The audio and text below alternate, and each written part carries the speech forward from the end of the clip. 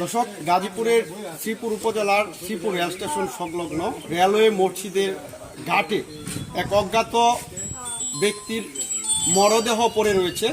আমরা যারা এখানে স্থানীয় রয়েছে তাদের সাথে কথা বলেছি এবং যারা বিষয়গুলো দেখেছে তাদের সাথে কথা বলেছি। তারা জানিয়েছেন তিনি কৃষি কাজ করতেন এবং রেল স্টেশনে বেশ কিছুদিন যাবৎ তিনি অবস্থান করছেন। কয়েকদিন ধরে তাকে কিন্তু অসুস্থ দেখা যাচ্ছে। আজকে সকালে কিছুক্ষণ আগে সে কিন্তু এই মসজিদের ঘাটের এই মসজিদের যে ঘাট ছিল সেখানে শুয়েছিল।